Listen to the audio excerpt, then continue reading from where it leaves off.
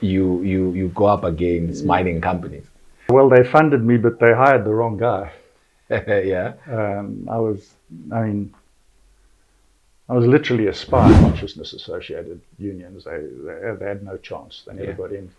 And Cyril had moved over there. So, you know, from our left perspective, we actually saw the NUM as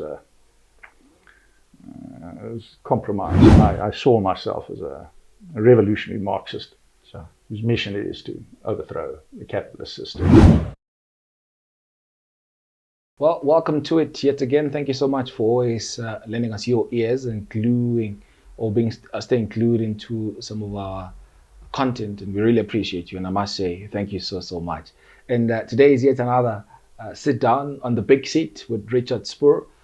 He's the South African human rights lawyer or South African human rights attorney, but he's also an activist. He joins us on this particular episode to understand the work that he does, but also just to get some personal touch into who is this individual and what sort of areas of interest tickles him. Richard, appreciate your time and thank you so much for hosting us. Are you well? I'm very well, thank you. Good. Yeah. Do you get enough sleep? Because I sometimes find your content at the wee hours of the morning, and I'm like, is he even sleeping? It's one of the prices of getting older, eh? Oh, okay. The sleep is not so easy anymore. Yeah. But no, I'm good. I'm well, thank you. Sure. I was trying to understand where were you born, because that information is not easily accessible online. And I was just trying to find out, who are you? I've noted that you've completed your qualification at the University of Cape Town. I've just learned now that you were born in Johannesburg. Maybe let's start there. Just talk us through around just a brief background of your upbringing, being born in Johannesburg, why Cape Town as a university, and also just talk to us around why law? Yeah.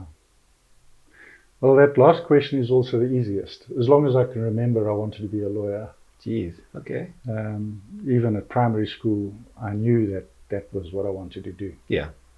I saw a movie called Inherit the Wind, which is about a famous American lawyer who defended a school teacher in the southern states of America, who was charged with the crime of teaching evolution. Okay. And he was defended by a very famous American lawyer called Clarence Darrow. And I saw that movie and I said, that's what I want to do. Yeah. Just stand against bigotry and ignorance and injustice. Yeah. And try and be a voice. So my parents were young people growing up during the Second World War in Holland. And after the war, they, like many other people, they traveled to South Africa. I was born here in Joburg. My dad was a sports coach. Nice. Swimming coach, football coach. Yeah. And then in high school, I went to the Free State, an industrial town, Sasolburg. I see Sasolburg, yeah. A lot of smoke, working class people. A different place in Joburg. Sure. It's kind of notorious because it was the only parliamentary seat that was ever won by the extreme right-wing Herstigte Nasionale Partij. Okay. It was a very, very conservative, white working class type area. Sure. I matriculated in 76, conscripted to the army for 2 years. Yeah. Was an officer in the infantry. So you're served keeping in stock. Namibia. Yeah. I was a soldier, and I don't know, very committed soldier, very keen on doing the job. And then I went to the University of Cape Town, met some very influential left-wing thinkers. I didn't really fit in with the NUSAS left culture there because of my years in the Free State. I had a bit of an Afrikaans accent. Sure. I'd done 2 years in the military, which kind of labeled you. Yeah. And so I didn't really fit in with the liberal left, the NUSAS left. We're largely led by people from good backgrounds, you know, moneyed people, gone to good schools. And I was a little bit of an outsider there, and I fell in with, I suppose, a hard left group of people, sociologists, associated with people like Eddie Webster. Yeah. And other quite well-known leftists at the time. But instead of aligning with, you know, back then you had BC, Black Consciousness, Sure. and you had the kind of the Charterist group, which is more ANC aligned. Yeah. Charterists were also quite closely aligned with communism of the Stalinist version.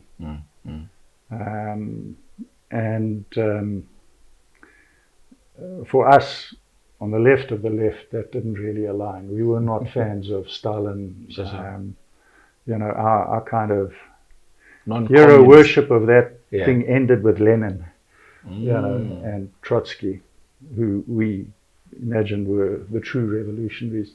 So I aligned with a far left kind of Trotskyist ideology. Started running legal aid clinics in Crossroads, Gugulethu, Langa. Teaching on weekends at schools, teaching geography. But always because of the fringe left politics that I was involved with, always marginal. So I got fired from the teaching job because I was teaching kids wrong things. Holidays I used to work. My first job was at the Carlton Hotel. I worked on construction sites at Secunda as a pipe fitter, cutting and welding pipes, because my parents weren't around. I had to pay my own way through university, so I used to do vac jobs. Wherever I worked, I started organizing workers in trade unions. Got fired, was a delegate of the, I think it was the General Workers Union, which was organized at Wits University, who I'd kind of linked up with. And I went to the founding of the UDF as a delegate of General Workers Union. But when I arrived there and these NUSAS leftists saw me, they kicked me out. So I was there at the launch of the UDF, but was thrown out for political reasons. So I've always been a little bit disaffected, not nicely aligned with traditional left. Good friendships with people in the BC movement, Pandalani, Nafolo Pirashaw Kame, and others in that group. So I wasn't a charterist kind of guy. And when got involved quite a lot in trade unionism. You know, the NUM was, when I graduated, the NUM was just getting off the ground. I knew people like Gwede Mantashe from those days, you know, and I know people like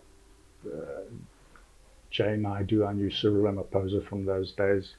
I also knew, what's his name, Patrice Motsepe, who was a young lawyer who started kind of at the same time in the building next door to me. We were together in the National Association of Democratic Lawyers. I was with a firm called Priscilla Jana. We just did funded criminal political work. So the international anti-apartheid movement raised a lot of funding for legal defenses of people who were in conflict with the regime. And for 10 years, basically, I represented comrades. Let's talk about those comrades you represented. Do you remember any of them? Well, I did a lot. I mean, the first case I was involved with was the Delmas treason trial. I was a candidate attorney then in that matter, so just playing a supporting role. But you know, people like Terry Lakota and Popo Molefe, and there are many of these guys from those generations. And it was also at the time of the rent boycotts were starting. And I was, as I said, I was the lawyer for the Vaal Civic Association, where the rent boycott started, organizing people providing legal support and advice to the civic. A lot of well-known activists from that era. And later, when the rent boycott spread to Soweto, I was the attorney for the Soweto Civic Association. Wow. Priscilla Jana was also the attorney for the Sisulu family. Yeah. And so I did some work for her and the Tutu family. Mm. Next door to us, there was a law firm who was acting for Winnie Mandela. Wow. Zama. Yeah, and then so I didn't ever act for her, but I acted for quite a few of the members of her soccer team who were charged with things like car theft and robbery and dubious things. Yeah. You went to the University of Cape Town, funded by Goldfields, right? Yeah, my LLB years, the scholarship was Goldfields. Yeah, and you happened to also went back to, I think, to thank them. You worked there, briefly with them, and you. I worked there for a year before they fired me for being for organizing the mine workers on the West Strand. Yeah. Yeah. Let's talk about that paradox to a larger extent. I mean, they funded your academic pursuits for a living. You go up against mining companies. Yeah, well, they funded me, but they hired the wrong guy. Yeah. I was literally a spy. I was working in the human resources side. Yeah. So I knew what the mining companies were doing about access to the gold mines and how the different mining houses were thinking about the matter, because that was a time when there were no trade unions in the mines. Workers lived in compounds. Sure. Nobody could get access, and the big issue was access. Sure. And Anglo American was the most progressive company at the time. Sure. So Anglo, there's a lot of politics involved there, but this was when Cyril Ramaphosa moved from Christian youth in Soweto to the Black Consciousness movement, where he got involved in mining with people like Pirishaw Kame. But effectively a deal was done between Cyril and Anglo, Oppenheimer family.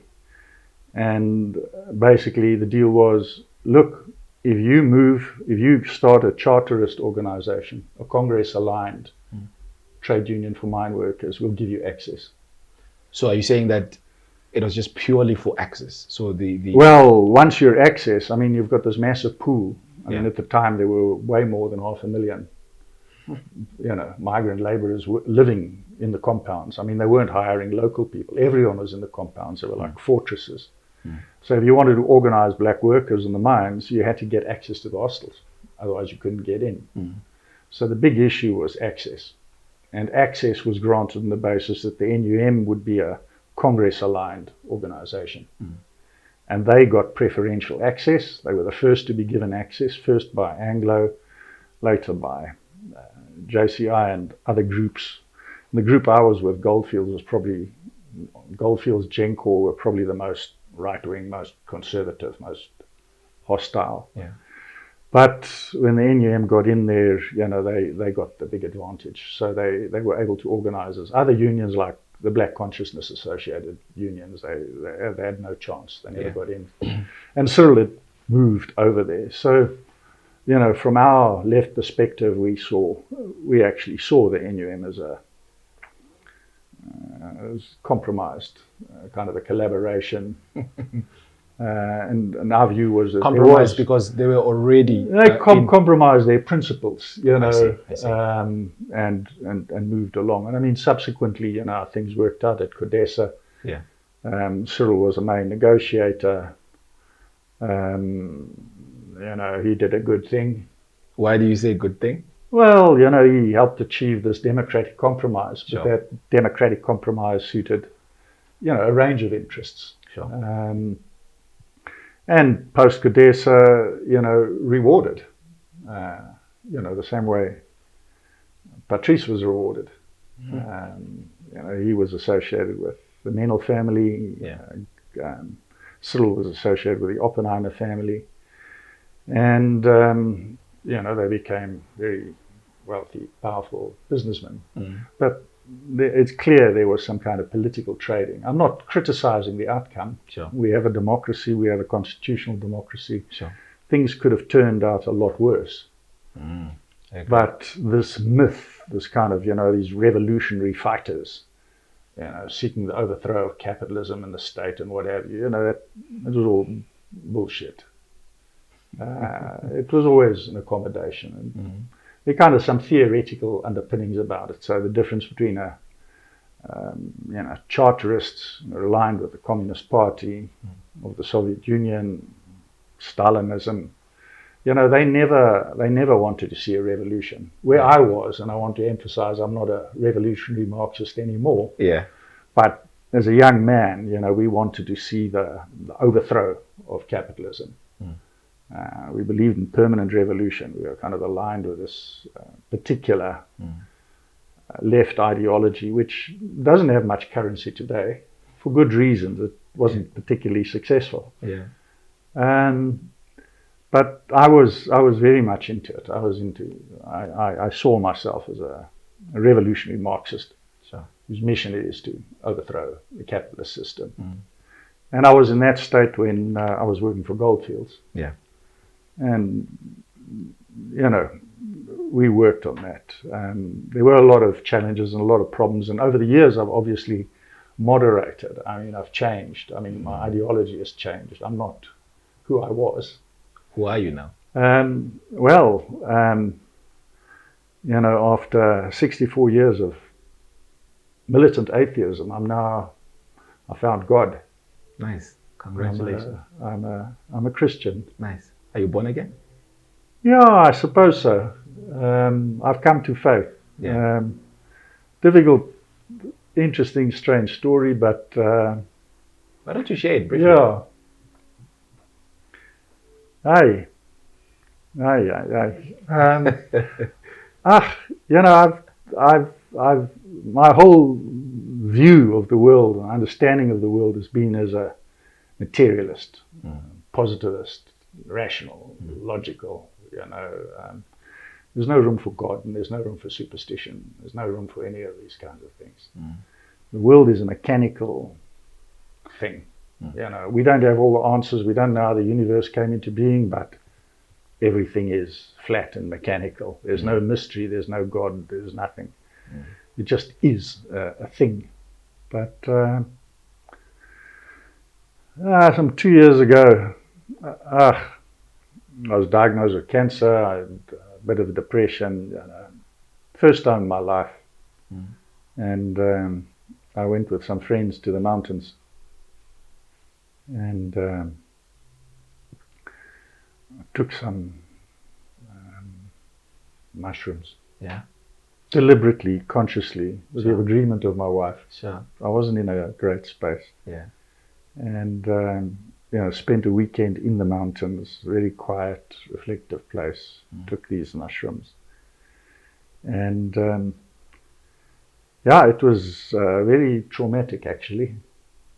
But I suddenly realized the world is a deeply mysterious place, deeply interesting and deeply complex, and way beyond this very simple, mechanistic, rationalistic kind of way of seeing things. The world life is a very mysterious thing. Wow. And that kind of, just shook up my thinking. Sure. Made me realize that everything is not as it seems. It's not. Yeah. It's not what you see. Sure. We create this reality in some ways. And then my wife, who's been a very committed Christian for a long time, dragged me along to a course in Christianity. Yeah. And I suddenly found a resonance. Yeah. Things like, prayer, things like love and forgiveness and sense of community and connection and so on. And I kind of found a spiritual place. Nice. I like that.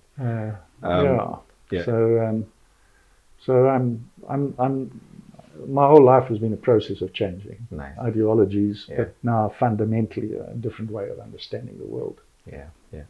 Earlier on, just before we started recording, you said Gwede Matasha used to be a friend, and you did iterate it here. And you said to me, he got you arrested. Why? We had some disagreements at a public meeting in Pondoland, where I've been doing work against Australian mining companies who want to move into that area and do dune mining. And Gwede has been a big supporter of, he is a big supporter of mining. Yeah. And mining at any cost. So we've clashed over oil and gas exploration of the Eastern Cape coast, and we've clashed about titanium mining in Pondoland. Yeah. And we've clashed in a couple of other places where communities are resisting mining on their land. Sure. Often it's not even the communities in principle opposed to mining, but it's just that why will I agree to mining if it's not going to improve my life? I see. And there was a public meeting.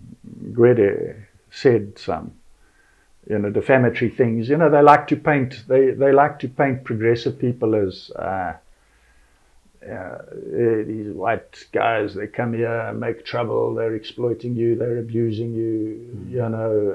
What are these people doing here? I'm a black guy, you're a black guy, we should be together. Who are these guys from the outside?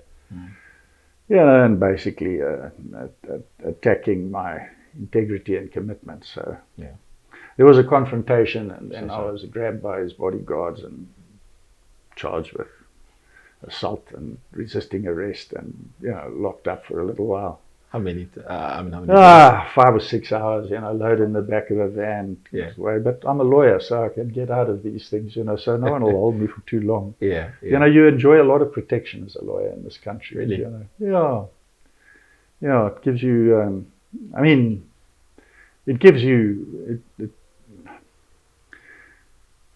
It gives you the ability to do things that other people can't. It gives you the ability, it gives you protection. Even during the apartheid era, I was arrested for possession of a hand grenade, taken to John Foster Square, but, I was able to get out. I've had confrontations with the police in Soweto.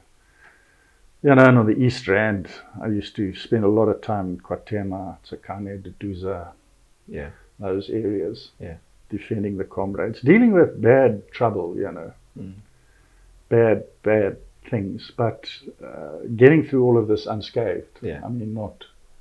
No time have I ever felt like, my life is in danger. The choice to come back to Mpumalanga, born in Gauteng now, Joburg, studied in Cape Town, did a lot of work in Bloemfontein, Eastern Cape, and other parts of the country, but primarily you chose residence in White River, Mpumalanga. Yeah, well, so I was doing this anti-apartheid work and trade union work until 94, 95. Yeah. But once democracy came, all my work up till then had been funded through the anti-apartheid movement. Sure. Which was funding the trade unions, which was funding the churches, which was funding various NGOs to do this kind of work. Yeah. So I'd never done any fee-paying work. I was just lawyering. I never sent an account to anybody. We prepared accounts, but it wasn't commercial practice. It was all funded. Everything was funded work. It was for a cause, I suppose. Yeah, it was for the cause, and it's funded work, And that funding post-94 dried up. The government redirected a lot of that funding into, they regulated NGOs, and the money was rediverted basically to government. Because the world believed that government, ANC government, democratic government, is committed to these things.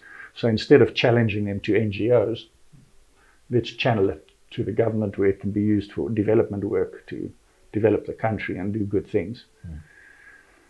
That didn't work out too well. And so I found myself, without a job. But, in the run-up to Codesa, I'd done a lot of work with Matthew Spoor, who was the head of legal at the ANC. Yeah. So the main work I was doing with him was doing immunity applications to allow these exiles to come back to South Africa, get them immunity from prosecution and arrest, sure, and that they could participate in the Codesa thing. So I'd done a lot of work with Matthews, and then he was appointed as the first Premier of Mpumalanga. Yeah. And basically he said to me, I didn't have a job anymore, effectively. Sure. He said, well, why don't you come down here? We need some progressive lawyers. The only progressive guy down here at the time was Phineas Mojapelo. I remember. Well, I've read of him, at least. Yeah. Who at one stage was a partner of Matthews, but then Matthews went into exile. Yeah. To Swaziland. So he invited me to come down and set up a progressive law firm, because at the time the lawyers were either Nationalist Party lawyers or Conservative Party lawyers. Yeah. There were no progressive lawyers down here. Yeah. So the idea was I'd come here and kind of make a progressive law influence, support the ANC government, support government in a kind of a progressive way. But that didn't work out either. Why? Well, for one, I didn't have, I'd been doing political criminal work. I'd been doing some health and safety work for the trade unions, big accidents and mining disasters. Yeah. But the government didn't need those kinds of skills. And very quickly the establishment lawyers, these NP lawyers and the Conservative Party lawyers, rebranded themselves, reinvented themselves. They obviously had a lot more skill than I did. They'd been working for the municipalities. They'd been working for the provincial authorities. Sure. So,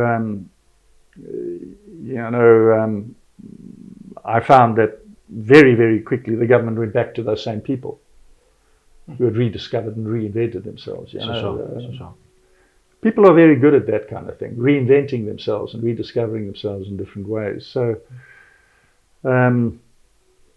what I'd imagined is working for government and supporting government as a lawyer really didn't work out. So a few years here, we did a bit of work for the government around housing, around this, around that. But quickly I discovered, look, man, this is not for me. I must go back to doing what I know how to do. Yeah. And I then got involved with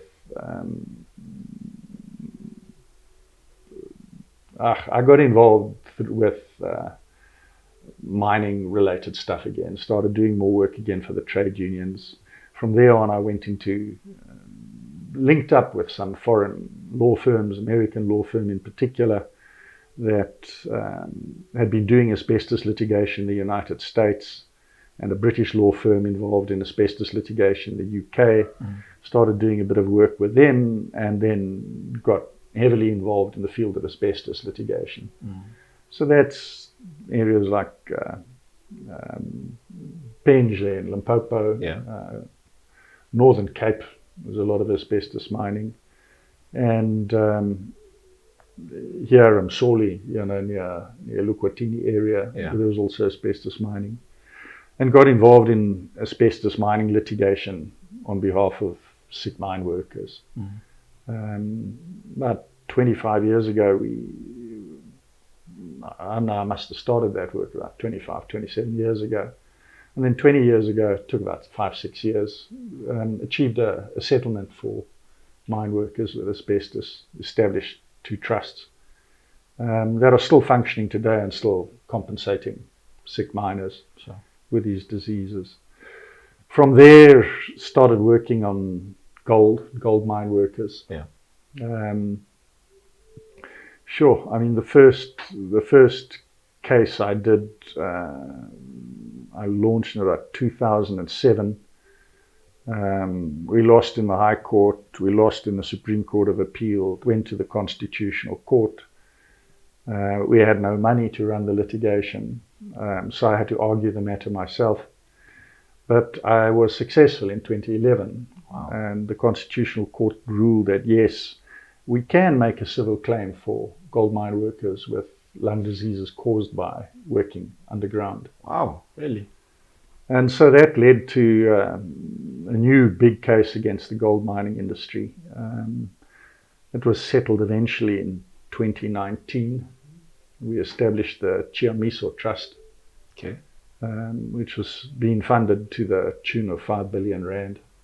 Jeez. And which distributes money to the dependents of deceased mine workers. Sure. And sick mine workers who got sick from working in the gold mines. How many were they? Well, to date, the trust has paid out about 2.5 billion rand. Jeez. To about 50,000 workers. Nice. Yeah. But that's an ongoing process where I'm still involved. Yeah. But obviously, you're still awaiting the other half, right?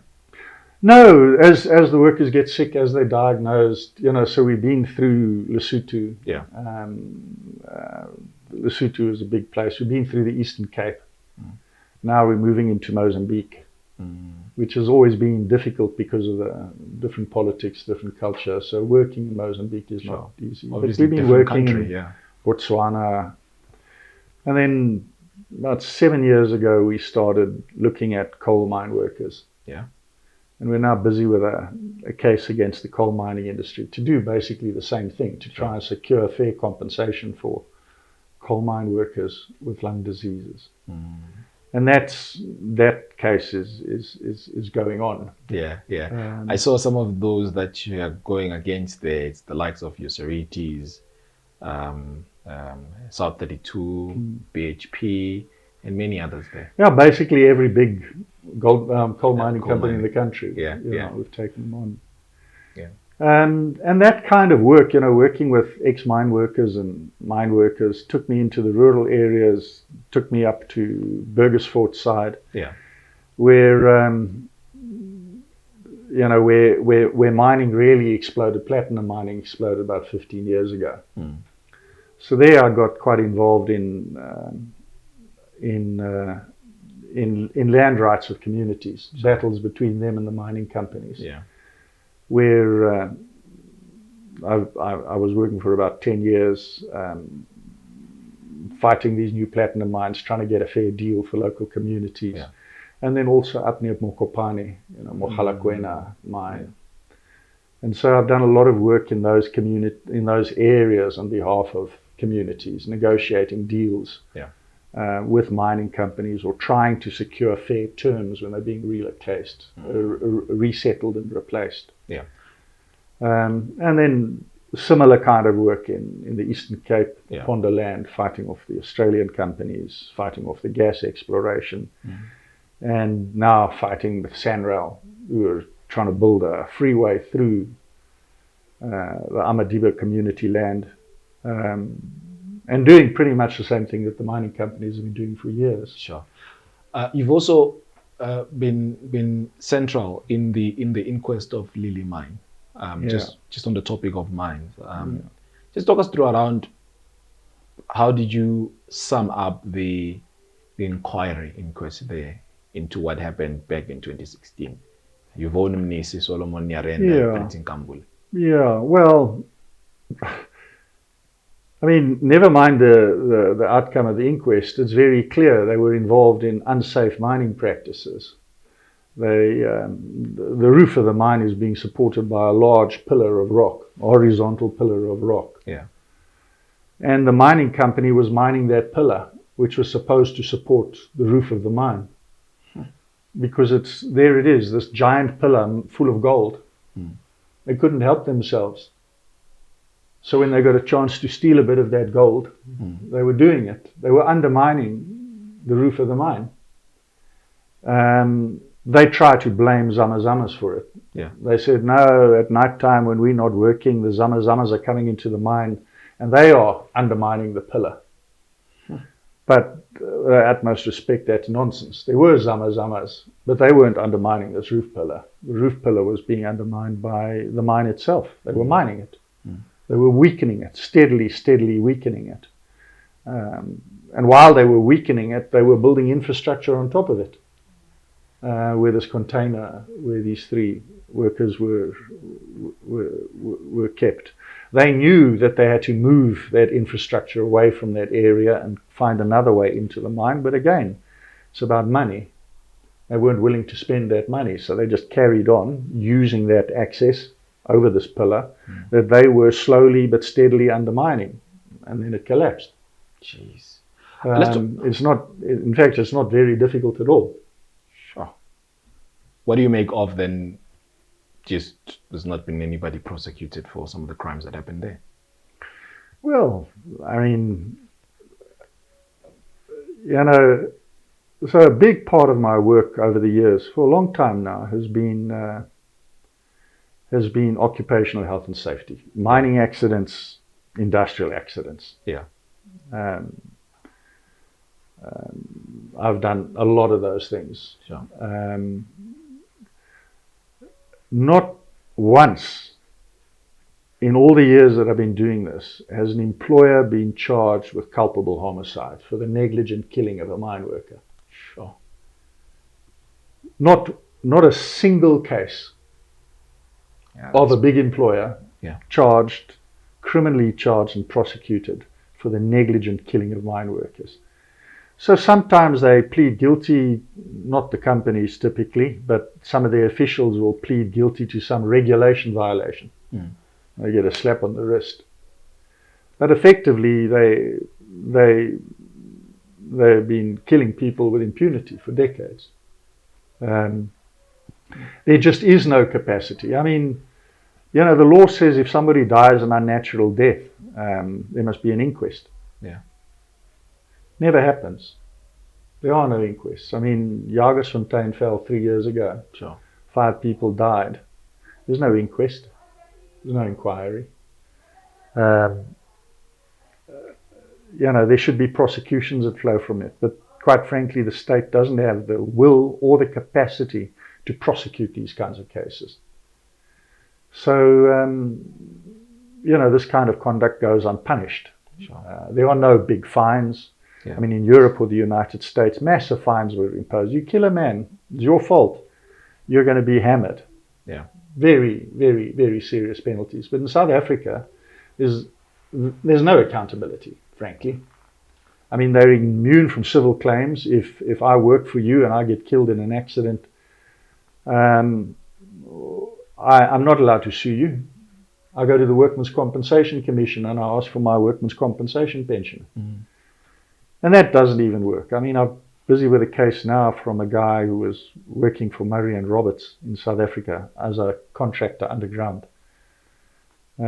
His employer asked him to go to Zambia, work on a copper mine over there. He went across there. There's a guy with small kids. In fact, they're his adopted kids. His children died. His child died, and he adopted the kids. He's got a brother who's severely brain damaged and a wife. He needed the money. He went over there. He died in a mine accident. The company said to his widow, well, you can claim under Zambian workmen's compensation laws. You can get a pension. Yeah, she's getting a pension worth 300 Rand a month. Jeez. You know, I'm acting now for the widows of the soldiers who were killed in the Battle of Bangui in the Central African Republic. Yeah. And it was that more than 10 years ago. And Jacob Zuma was still president, and he sent this force of paratroopers to Bangui in the Central African Republic to protect the president against an invasion of Tuaregs coming in from the north. 13 men died. It's more than 10 years, those widows have still not been compensated. Jeez. They still have not been compensated. 10 years on, these people died because of Jacob Zuma's illegal deployment of force there. They were not properly equipped, they were not properly supported, they didn't have reinforcements, they didn't have a way out. Yeah. They died defending this country, and the state abandoned them, abandoned these women. 13 widows, nothing. Jeez. So at the moment I'm looking to see what we can do about that to recover their pensions. But really, look, there's a culture of impunity. Whether you die at work or a mining company takes your land, there are no consequences. The state isn't going to help you. The state isn't going to support you. They talk a lot. Yeah, you know, we have rules, we have this, that, the other, and we've got compensation, and there's a legal system. But the truth is that for workers and poor people, it really doesn't work. Sure. And it's an endless battle to achieve some kind of justice. But for most, it's simply not attainable. Yeah. You know, we live in a society that is massively unjust. I agree. Massively unfair. People do enormous harm to other people. They're motivated by profit. Yeah. And the state is not prepared to act, not prepared to intervene. And the justice system itself is woefully lacking and just doesn't address and assist people who actually deserve protection and assistance. There's been you know, a lot of outcry, largely around gold mining companies, mostly in Mpumalanga. They cite Zama Zama as a problem. You know, Barberton Mines is one of them. They recently laid off, you know, huge numbers of workers there simply because they say they can't keep some of the operations operating there. And just recently I saw that in the areas of Pilgrim Rest, you know, there's you know, somewhat a lot of illegal activities there in the form of Zama Zamas. How bad is particularly that economy?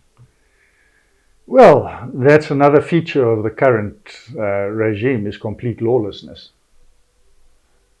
I mean, Why do you say feature? it's lawless. Yeah, you're not allowed to mine. You're not allowed to mine like this. It's against the law, you know. But it's happening on a massive scale. Chrome mining in Burgersfort. Sure. Illegal chrome mining. I mean, with back actors and excavators and trucks. Every third truck coming past here on his way to Maputo to send ore to China. Maybe not every third, but 1 in 10, 2 in 10, 3 in 10 are stolen chrome ore. I mean, you know, there's illegal gold mining going on everywhere. And where's the state? What was this recent operation of theirs that led to the deaths of all these Stilfontein miners last December? I forget the name of the operation, but, you know, when there's a fuss, like there was this rape in the West Rand of women by a group of Zama Zamas. Remember, they were on a model shoot. I remember. So suddenly there's a lot of noise. Hey, we must do something. So Gwede organizes Operation Cleanup, and suddenly they clamp down and they arrest people and lock people up. And then we had the Stilfontein catastrophe where they trap these miners underground. So I played a modest role in getting those miners out. You played a role? I did. What role was that? Well, to persuade government and the industry to cooperate and get these men out. Because Gwede was clear, they must come out on their own, which is absurd. They were trapped 2 kilometers down a shaft. They were dying of hunger. So I was able to raise a bit of money and get some cameras down there and get some pictures up there and help show the world what the hell was going on. Fortunately, there is rescue equipment that was available to do this job, but nobody was prepared to pay for it. Gwede wasn't prepared to pay for it. And so we had to do some negotiating and facilitating to get this machine there, to get the cost of that machine paid, and to get them out. But yeah, look, it's lawless. I mean, you know, and the thing is this: a lot of people you defend Zama Zamas. I defend the individuals who are doing the work on the ground. I mean, these are just ordinary poor people doing a job. Yeah, a lot of them are foreigners, but again, I don't blame them. I mean, if you're poor and you're hungry, you're poor and you're hungry. It doesn't matter if you're a Mozambican or a Lesotho or whoever you are. It doesn't really matter. Doesn't matter. You're poor, you're hungry, there's a job, there's a way to make a living, to support your family, you're going to do it. You can't blame people for doing that. But at a much higher level, you know, there are people who are buying this gold from these miners at a discount. And remember, gold is like cash, eh? Sure. If I've got $1,000 worth of gold it's $1,000. It's not like, hey, what's the price? What are you asking for your gold? The price of gold is the price of gold. Sure. But they have to sell it to the criminal syndicates for $500. They have to sell their gold at a discount, and the people who are making the money are the people higher up in the chain. And these people are running gold refineries, licensed gold refineries. I mean, there's a whole system in place to launder this illegal gold, licensed by the state, approved by the state. There's VAT fraud taking place on a massive scale. There's the laundering of the stolen material is happening under the nose of the state. Every now and again, you know, SARS will bust somebody and fine them and what have you. But the people at the top level who are involved in the laundering of this gold and the export of this gold to the Middle East, these are large-scale criminal syndicates who are almost immune. The government won't touch them. Well, the police won't touch them. Why not? Because on the ground they're incredibly powerful. They have a lot of money to buy police, to buy off policemen, to buy off politicians, to buy off people. I mean, money buys you immunity in this country. Yeah. If you're rich, you're powerful, everyone looks to you like a god. You can go anywhere, you can buy anybody, you're immune. So the Zama Zama thing is, you know, it's just an example of lawlessness. Sure. They say, it's a very big problem. But if you're just trying to fix the problem by arresting the miners or starving the miners to death underground, you're not fixing the problem. The problem is at a higher level where you're supposed to have an effective crime intelligence service that is infiltrating these gangs and looking at these gangs, identifying the key role players and taking them out. Yeah. What are your intels telling you? Because I'm told that some of these big trucks we see pass through the Maputo corridor just going to Mozambique are some owned by politicians. Yeah, of course they have a stake in this kind of stuff. I mean, high-level people have a stake and an interest in this illegal mining. I mean, if you look at the scale on which it's happening, you look at the machinery that they're using and the trucks, you know, this requires an enormous amount of capital and resources. Sure. And it requires people to turn a blind eye. I mean, we're dealing right now with this crisis around crime intelligence and the top police and implications and counter allegations between the generals that they're involved in criminality. Yeah. Of course they're involved in criminality. I mean, go down the road, go to Hazyview. Yeah. Lodge a complaint against some of the known criminals in that place for robbing your shop. You think something's going to happen? Nothing's going to happen. They have immunity. The police in Hazyview are rotten, from the top to the bottom. They work with the criminals. You know, go and lay a complaint. I mean, I've got a group of clients who have a piece of land at a place called Huntington. Every day these farmers are being stopped from going onto their land by men armed with guns. What are they trying to do? They're trying to steal this land for a developer. They go to the police, they lodge a complaint. We're being denied access to our land by these criminals. What is the police response? It's not our problem. It's a civil problem. Go to court, get an interdict. Now, how must they go and get an interdict? Where are they going to get the money? How are they going to do this? So we have a major problem in this country with just a weak and ineffective criminal justice system, and a civil justice system that is also under a lot of strain and difficulty. But we have another problem, like, you know, if you look at the conflict between mines and communities, we have laws. We have the MPRDA, we have the Mining Charter, we have laws about social and labor plans, we have license condition fixed that are supposed to secure benefits for the community. You know, there must be a shareholding for communities, there must be a shareholding for women groups and youth groups, and there must be provision for all of these things. None of these things are being enforced or observed. I mean, I have written to the minister, to the senior officials, about grave violations of their mining right, of their charter obligations, and of their socials and labor plans. Yeah. Nothing is enforced. Jeez. Nothing is enforced. Who are the people who benefit? It's politicians, their cronies, small elite of local business people working with others, established businesses offer.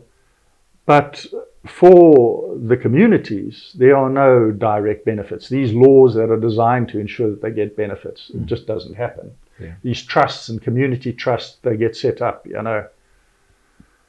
Look at the people who actually benefit from it and how it works. I have a big thing is that, it's not the poor benefiting from this thing. The mining chart and everything is supposed there to promote BEE. Yeah. Yeah, well, maybe it does promote, the rights and interests of black people, but which black people? An elite. Yeah. Those an elite. powerful. Politicians, their friends, the business elites, Sure. their cronies and families, and unfortunately criminals. Yeah. Let's talk about the other work that you do. You don't only litigate mining companies, but you're also an activist and are lobbying for justice within the land reform and restitution. Restitution or redistribution. Yeah, both land redistribution. reform. Let's talk about that. How much of that is rife in Mpumalanga? Particularly, I've noted the work that you've done within the Kruger National Park. I've noted the work that you're currently doing in areas such as Bushbuckridge. I know there you've got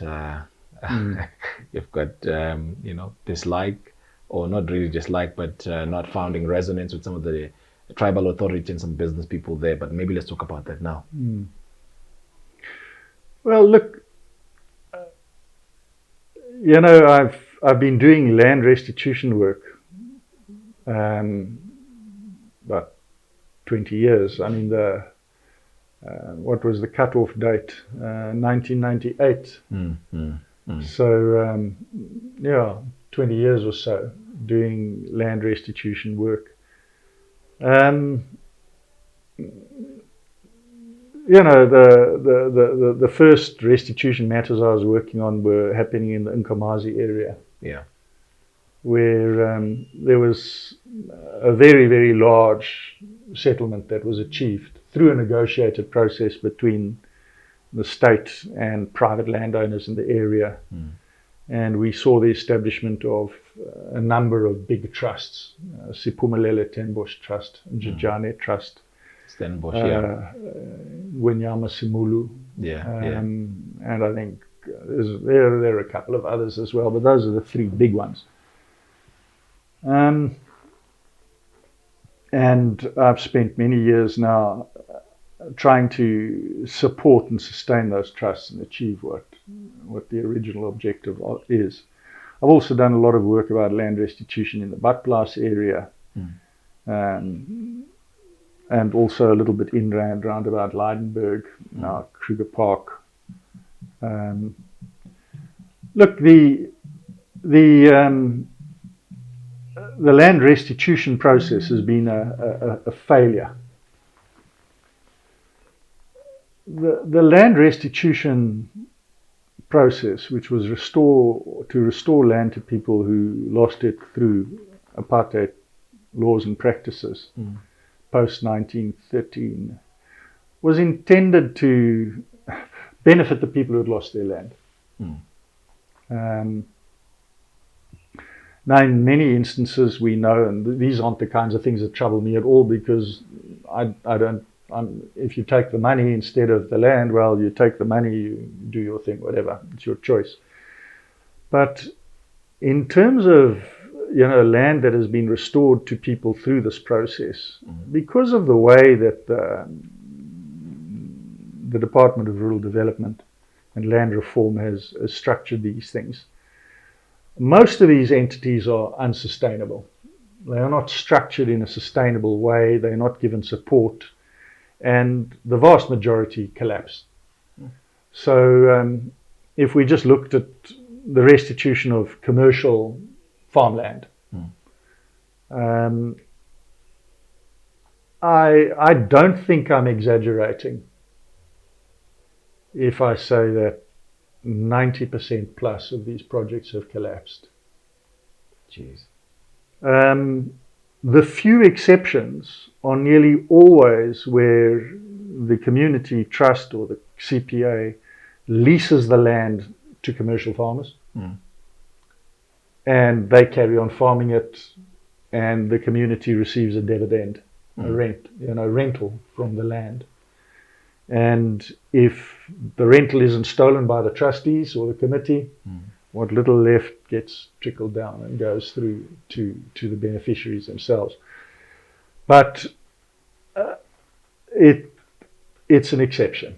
Sure. I mean, in the early years, the pattern that we saw, and which was the pattern that we saw in Nkomazi, is land is acquired by the state at well over the market price. Okay. Why is it acquired well over the market price? Because the state is so bad at prosecuting these claims successfully. If the farmer resists, the landowner resists, their chances of getting it through the court are very small, especially after all the easy cases are gone. So there are some easy cases. I mean, if you were in Sophiatown and in 1961 or whatever, black spot removals, you're all up and out and you had title deeds, easy.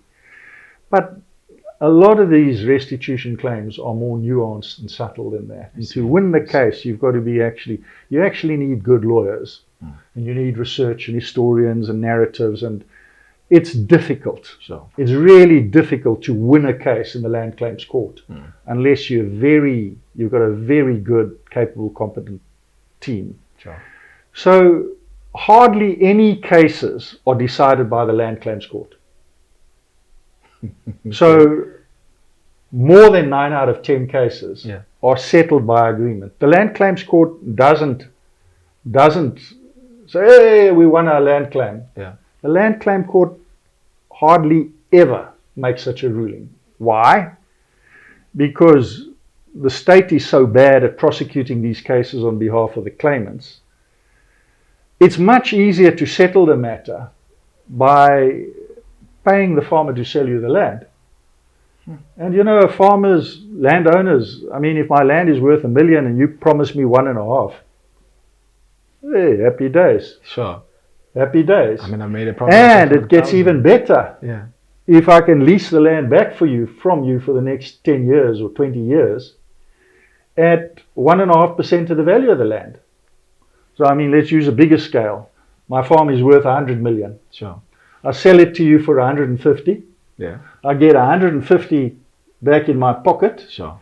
And then I rent it back from you for 3 million rand per year. I'm still good funding. Business. Sure. Happy days. Yeah. You know, and a lot of the settlements have happened like that. Increasingly, so to fix this problem, they established an office called the Valuer General's Office. So there was a lot of talk about the state overpaying for restituted land. They did it in Bakplaas, they were caught out. They were overpaying 200-300% on the land. Down here, they were overpaying by very significant sums. I mean, some of the farmers who were bought out, you know, took the money and rented the property back. Other ones took the money, moved to Mozambique and started farming bananas and sugar there. Much cheaper than you can farm here.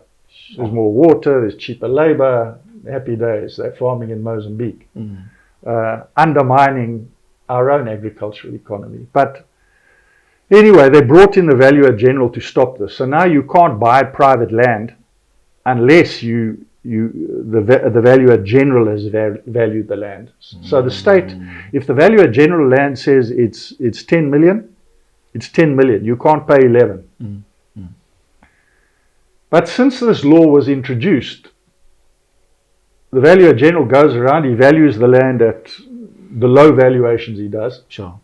The state is no longer offering a premium on the land.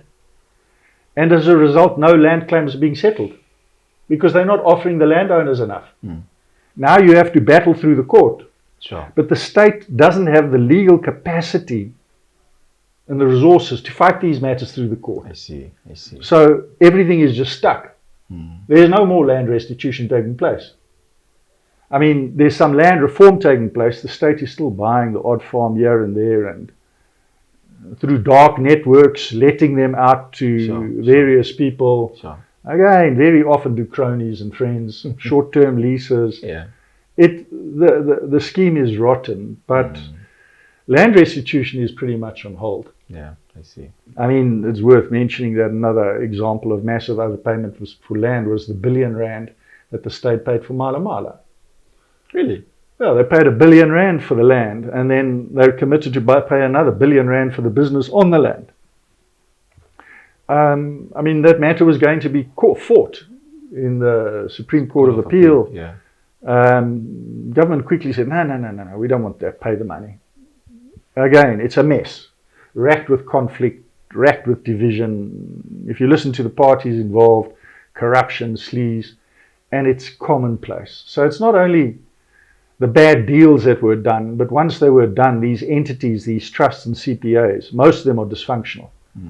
You know, if you own a big piece of land that you're leasing, maybe you're in a joint venture with the farming company, you need business skills, you need accountants, you need capable secretarial function, you need good governance to work. None of these trusts have that capacity, and the state isn't providing that capacity. So for years, the audit firms have been talking about providing a facility to assist restitution projects with good governance. Because the one thing about good governance is, look, without good governance, everything fails. Sure. If I didn't have a proper accounting and a management system in this firm, it would fail. Yeah. Any business will fail without good governance. Sure. So we set up these businesses, so-called, these land restitution entities. We're going to farm commercially. Yeah. But we don't equip those entities with the skills and resources and the capacity, the backup that they need to make a success of them. So what's going to happen? They're going to fail. Yeah. Of course they're going to fail. Yeah. What's your disagreements, or what sort of reservations you have with Kgoshi Lamek Mokoena and Nora Fagood?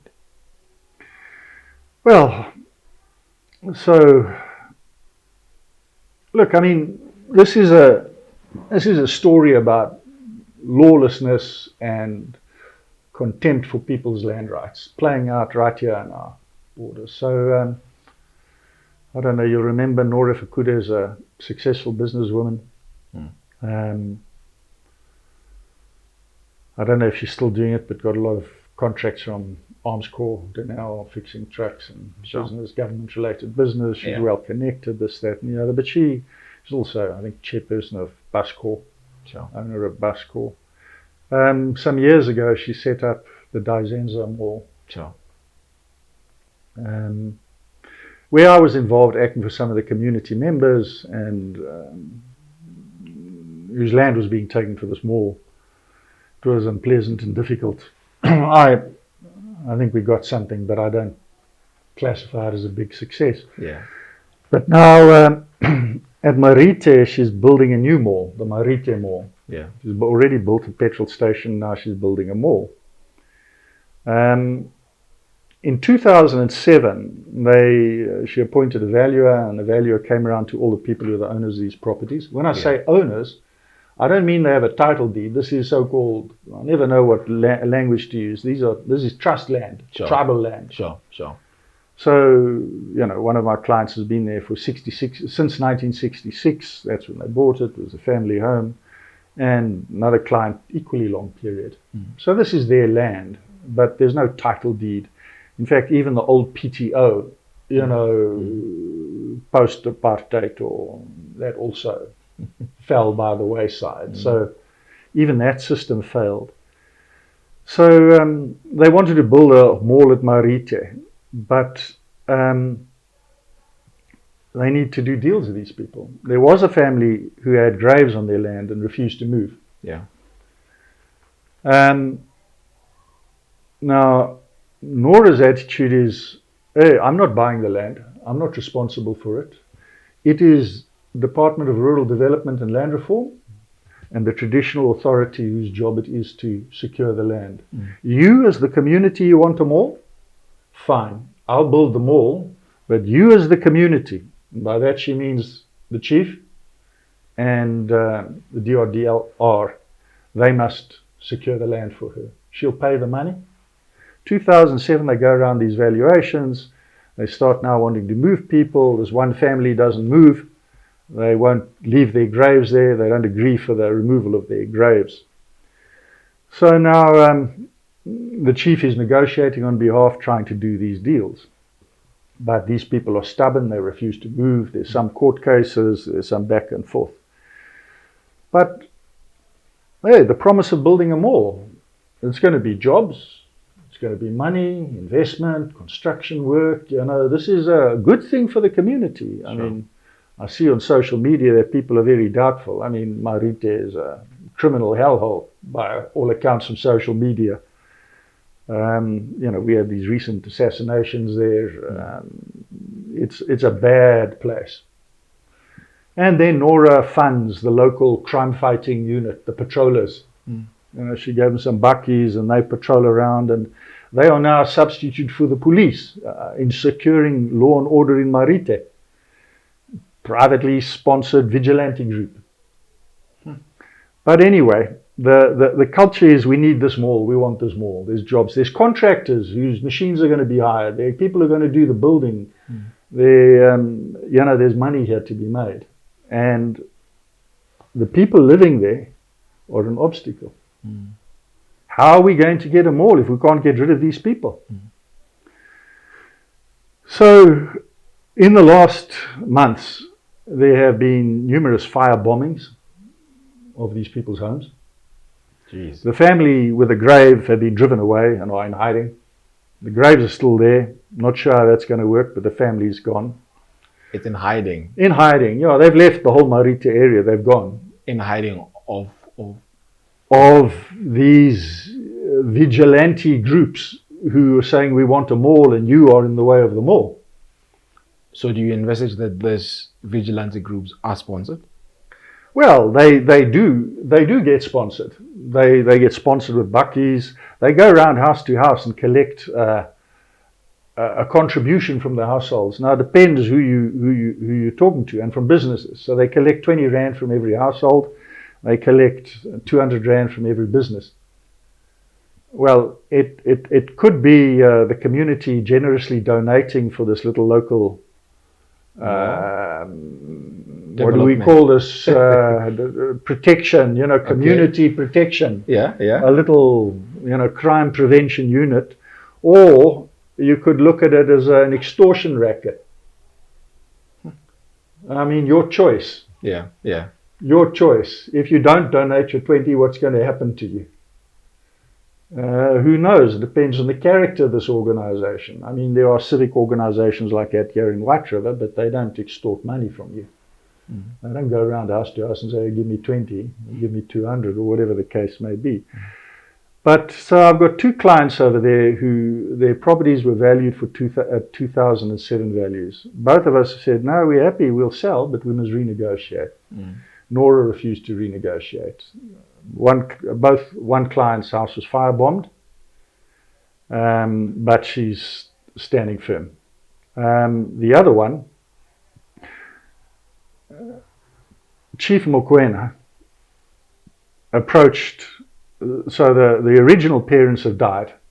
Now they're only the kids. They approached, when the family said, no, we're not selling this land, they approached the youngest brother and his sister and said, look, we're going to pay you for this land. They then went to Chief Mokwena's office, and they signed the agreement, and they received the money. But the family said, listen, this boy has no right to sell our house. This belongs to us as the family. You can't go and sell this land. We don't agree. We're cancelling this contract. There are a lot of problems with the contract as well. It doesn't identify the buyer, for one. But so then they started threatening the tenant who was living in this house. So somebody's running a business there at the moment. Said, we're coming now. We've paid for the house. We're coming to demolish your place. I said to Nora, please don't do this. stop this. This is not settled. It needs to be sorted out. She said, it's got nothing to do with me. I said, well, tell Lamak Mokoena, who's your agent, to ensure that this doesn't happen. She says, no, Lamak's not my agent. It's got nothing to do with me. So this local vigilante force, the patrollers, arrived there last week, started demolishing, pulling off the roofing sheets. Clients too afraid they can't interfere. The patrollers are providing security, and there's some contractors there, and they start destroying this building. I write again to Nora. So listen, they're threatening to come this weekend. She sends me a lawyer's letter, says, hey, it's got nothing to do with me. Meanwhile, there's a huge excavator parked at her garage. Big machine. I had from some dude in Venda. There it stands, giant machine. Parked at Nora's garage. This weekend, that same machine is in there, destroyed everything. Jeez. Nora says, hey, nothing to do with me. I just paid for it. It's her machine, it's her contractors. She says, I know nothing. Lamak says, I know nothing. None of these people are doing anything. Meanwhile, people are living in fear. Their land right is being stripped from them. The DRDLR is involved. They do nothing. Busy in Pondoland now with a Sanrail building a toll road across the Amadiba traditional community land. Virgin land, close to the coast. They don't want the freeway, but Sanrail is going to build a freeway. I mean, my people were down there yesterday at a meeting, a so-called community land rights meeting. So there's some notices distributed. People come to the meeting. Sanrail now wants a resolution that they can take all this community land. This is the sixth such meeting. We've attended several of them. Okay, at yesterday's meetings, we got kicked out as lawyers. No lawyers around. So we say, well, we're acting for these people. No, you're not allowed to be there. Sanrail's allowed to be there, but no lawyers. All right, we get kicked out. You don't want to fight, otherwise it'll be trouble. You'll be accused of disrupting the process. But we attended one the previous day, and we've attended other ones, but not as lawyers, but kind of secretive capacity. The community is asked, do you support the toll road? You must now agree, do you support the toll road? The community, they divide up the community. I mean, it's one traditional community, Amadiba traditional community, but they have decided to chop it up into little villages. In terms of the law, DRDRL is supposed to give notice to the community. We want a community resolution. This is what the resolution looks like. This is what it's about. This is what we're offering you. Sure. If we're going to move you, we're going to move you there. We're going to compensate you like this. We're going to compensate you like that. None of those things. You just come into the place. Right, do you support the road? And of course people say, oh, well, it's jobs. It's contracting work. They bus in contractors. They bus in people from the townships, because we're talking deep rural areas. They bus in people from the townships who want jobs, been promised jobs. And then they try and force the meeting. I mean, we asked, show us the resolution. They refused. Then they say, no, we must nominate 3 people to sign an agreement now, because the resolution apparently says you must sign an agreement. Okay, the local councillor or the deputy, one of the indunas of the chief, says, all right, I'm nominating you and you to go and sign the agreement. These people have never seen the agreement before. They sign the agreement.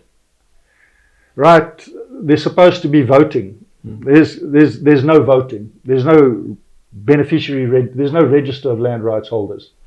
But they've now forced this thing through. There are officials of the DRDLR there. Sure.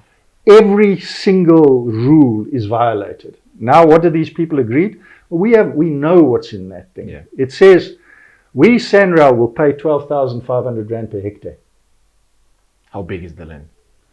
Well, it depends. It's a long, thin piece of land crossing various communities' land, but it includes people's homes, it includes their ploughing fields, it includes communal grazing, it includes pieces of forest. So in typically it's say 60 or 70 hectares times 12,500, so it's 1.8, 1.9 million, somewhere around there. And then the agreement also says it must be put into so-and-so's account. Do they know this person? No. It's not a formally structured account. No, this is for the benefit of the community. Now you voted, it must go into that account. Whose account? The local councillor's account, the local headman's account, some friends of his, who knows. But now you as a community have signed away all your rights over that land. And what we learned yesterday, the agreement says you must vacate your property within 60 days of the signing of this agreement. Jeez. So where would these people live now? Well, that's a good question. So we're already in court with SANRAL because we say before they began this whole project, they should have had a relocation action plan, which is a plan that says, listen, if we have to move people off their land or we have to move their homes, we must have a plan about how that's going to happen and what we're going to do.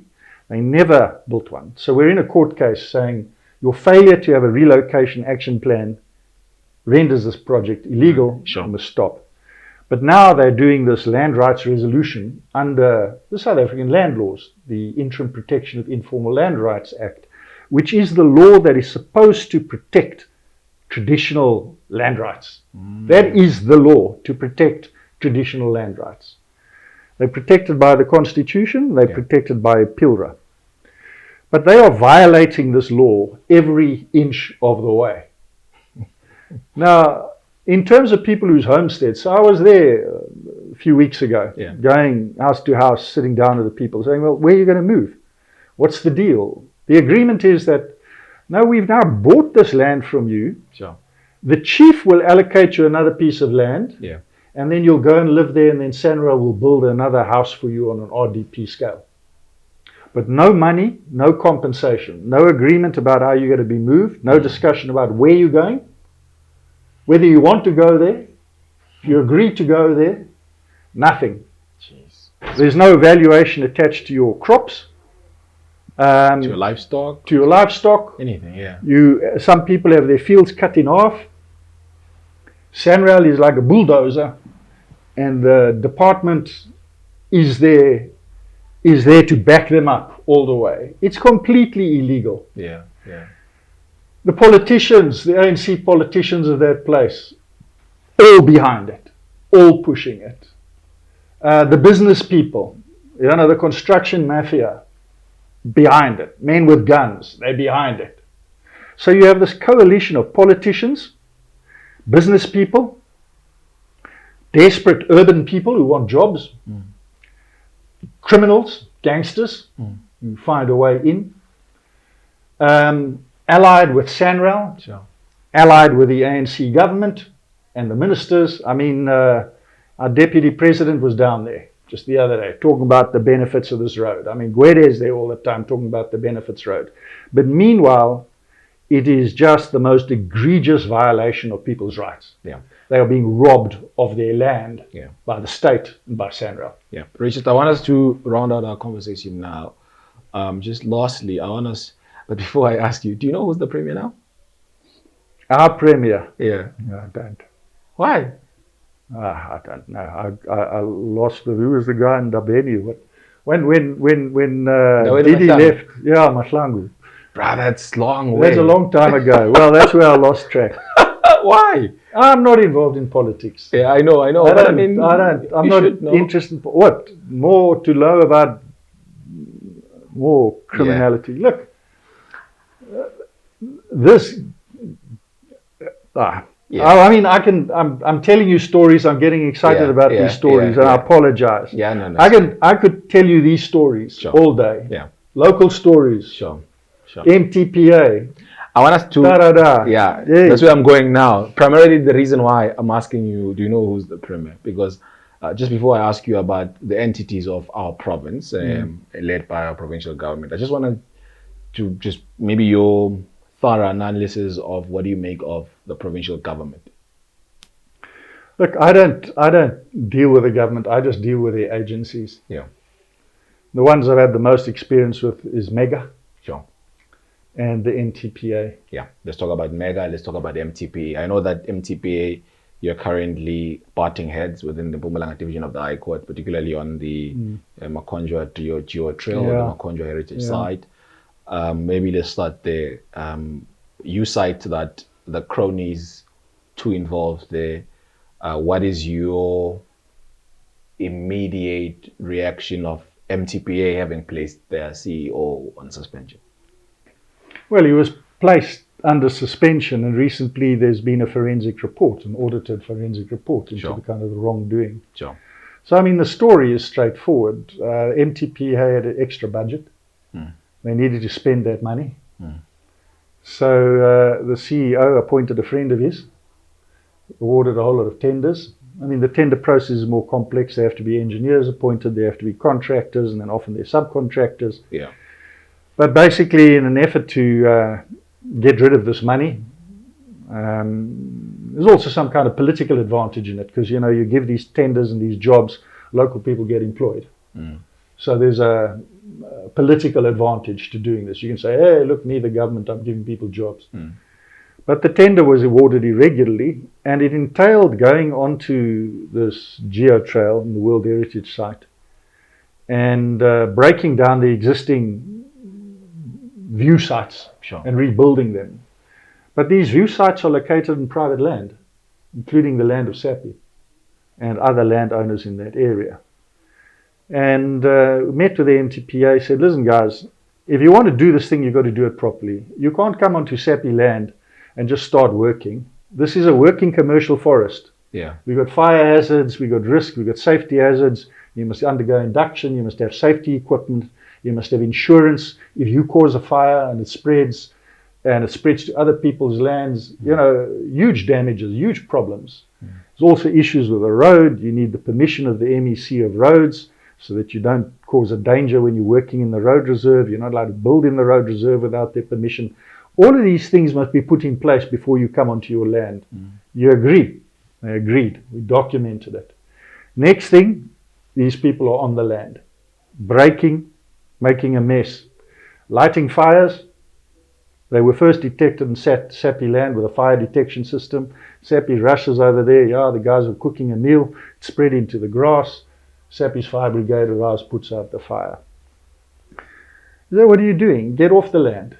You know, they go to the police. They say, look, we want to charge these people with trespass and injury to property, because the improvements there, these view sites, although they're open to the public, were privately built, privately constructed. But yes, there was some government funding for it. But nonetheless, it's part of the owner's land and they look after it. Police at Barberton refused to entertain it. We were obliged to go to court, urgent basis, to try and stop this activity. Acting judge, who heard the matter, refused us any relief. But now we have this forensic, so we know that what's happening here is contrary to all our agreements. It's a violation of the landowner's rights. It's illegal. They do a forensic examination. They realize that the entire process is tainted by fraud and corruption and maladministration. They suspend the CEO.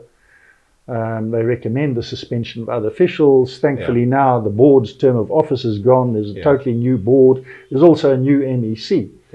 But it's just another example of kind of the lawless behavior of these entities.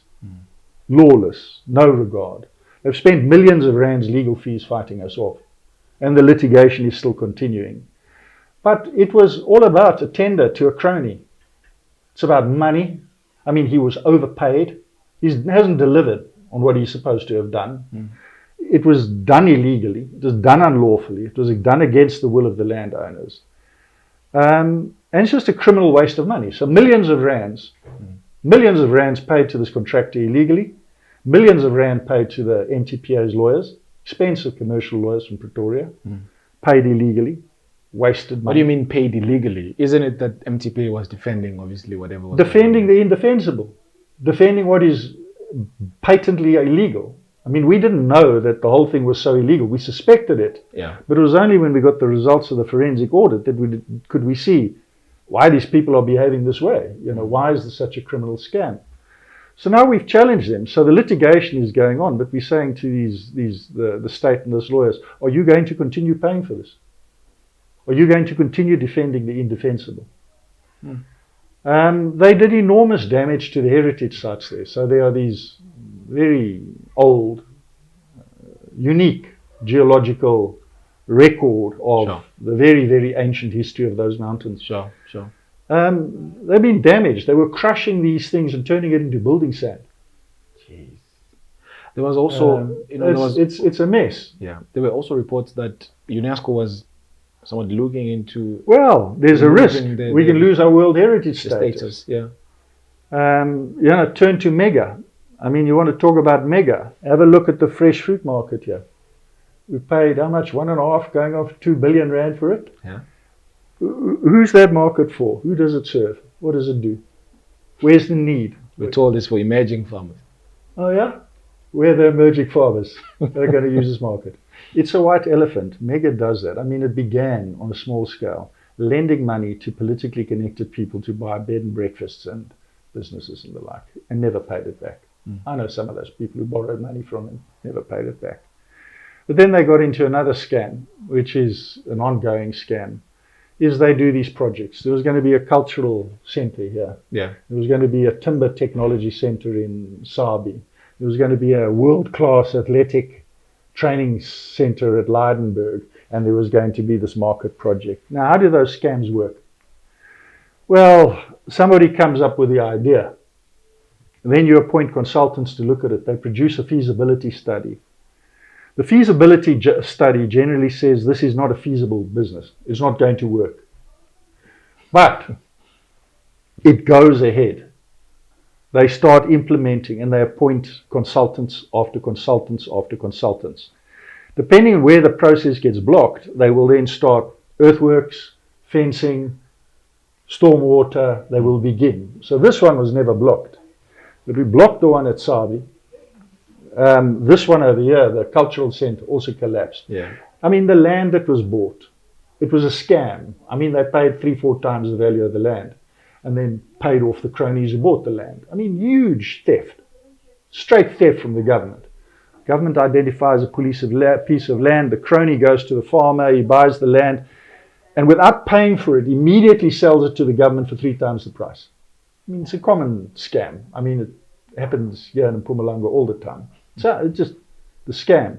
But the real scam with these white elephant projects is the consultants' fees. Big companies doing environmental studies, engineering studies, geological studies, feasibility studies, including international consulting firms who are in on this racket with their local partners. That place was never... What I can tell you is this. There was a feasibility study for this market. Yeah. I've never seen the feasibility study. The other thing I can promise you is at no stage did the cabinet look at that feasibility study and make a decision based on that feasibility study. I can guarantee you that this initiative and the work started and continued without the cabinet signing off. Jeez. If you ask, where is the cabinet resolution for this project? Who signed it off? I'm telling you now, no one signed it off. None of these projects have signed off, because if you sign it off, then you have to please explain why it's a disaster afterwards. But there is a feasibility study. What was this other city that they were planning to build over here? Smart city. Near Pienaar. Yeah, it's called, what is it called? Yeah, but it's a smart city. I mean, how many millions have they spent on the so-called smart city? There's no water for the smart city. It's not feasible. It's not doable. They've already spent millions on it. They spent millions on the Sabi project, on the athletics project, on this housing project, and the market. And there are others all around the province. They achieve nothing. They do nothing. They are initiatives. They're announced with a fanfare. Nothing is done lawfully. Nothing is done properly. It is simply a scheme to siphon off money and siphon it out of the system. Nkosi City is the name. Nkosi City. Hallelujah. You will never see an Nkosi City. It's never going to happen. Why? It's a nonsense scheme. You've got to say, well, show me the feasibility study. So step 1, feasibility study. Can this thing work? In other words, is there a need for this market? And I'll tell you why there's no need for this market. The Mpumalanga fresh produce market. The market is in Johannesburg. So if you're a big farmer here, you take your bananas, you take your fruit, you take your nuts, you ship them to the if you're selling into the South African market, you send them to Johannesburg and they get sold there. From there they go Polokwane, Bloemfontein, Cape Town, Durban, wherever. Why can't we mitigate that? Why can't we have a hub here in Mpumalanga that completely sends it to Mozambique, Kingdom of Eswatini, and the neighboring countries? We could send it to Mozambique perhaps, but the farmers are already doing that. I mean, if you're doing that. You're going to create this additional market here to go to where? To Joburg. It's a hub. But you need produce. You need a local market for this kind of hub. There is no local market for it. You can produce these products, but then they have to be exported. It doesn't work. It'll never work. Nobody asked for it. Nobody ever said it's feasible. Nobody's ever said it's doable. But we're talking about 2 billion rand that's been spent for a market that will never begin to operate. And if you look at the original feasibility study, you will see they told you right from the start, this thing will never work. Richard, you had the Riverside Mall, right? Being built, far back early in the 2000s, and then subsequently, then you had obviously Ilanga Mall adjacent to the other side of the city, and then right now you just have so many sporadic shopping complexes, being opened within the city. Is that good for development, particularly just on a town planning perspective? I know that you are also well versed in that. Just talk us through around it. Well, let's just begin by saying, what is town planning? Sure. Town planning is how do you channel and direct and shape development in a sustainable way? Yeah. So we can dispense of one big thing. In the so-called tribal areas, there is no town planning. Yeah. There's no enforcement. I have farmers whose land is being taken over by youth who want houses. Farming land is being destroyed. People's land is being stolen. It's chaos. Yeah. People building on the roads. There are no laws. There's no restrictions. But here in Mpumalanga and Mbombela and specifically, you need to ask yourself, well, how many formal townships have been established here in the last 30 years? We've got Tekwani North, Tekwani South, maybe one or two little things, but all the other housing development is all informal. We've got Umsholozi, we've got Metafen, we've got the big area next to Barberton. Yeah. These are all unplanned, informal settlements involving tens of thousands of people. Because they're unplanned settlements, there is no adequate provision for water, there's no adequate provision for sewage, adequate provision for roads. They are not integrated into the longer term planning needs. So we've been planning a bypass road, R40 bypass road around Nelspruit for years. It's completely blocked by Umsholozi. You can't go through there anymore. So development, to the extent that it's happening, particularly on around a crucial issue, which is,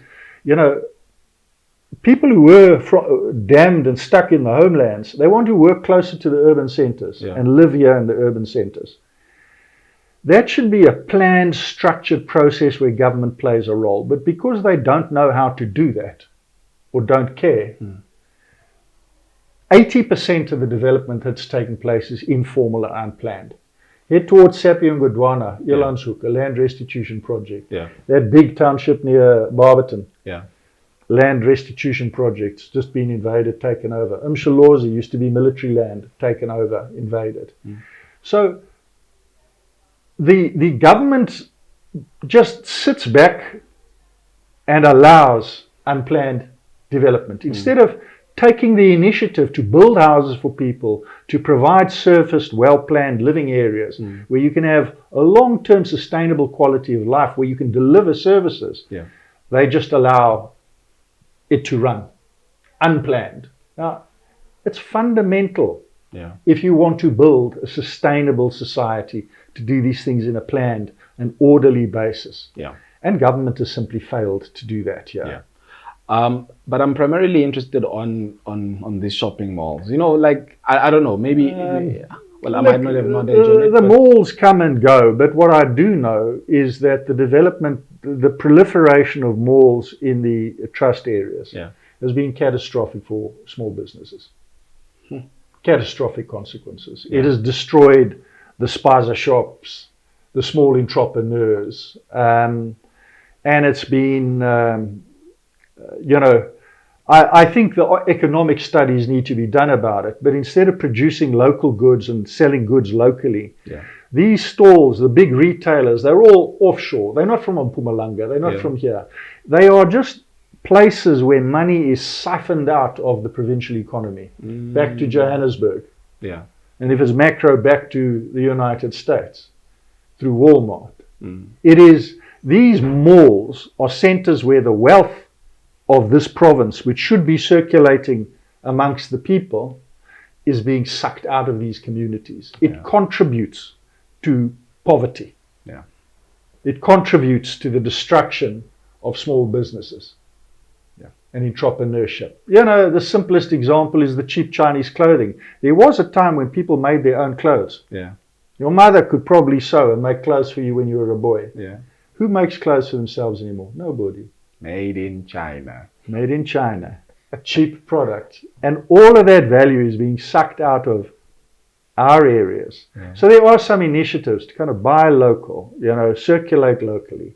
Get these big retailers out. I mean, obviously you can't do without them. But seriously, encourage local development. And the situation where you put your markets and your big centers and how easy it is to get to them determines local initiatives, local business development, you know, and the creation of a sustainable society. Sustainable not just in quality of life, but economically sustainable.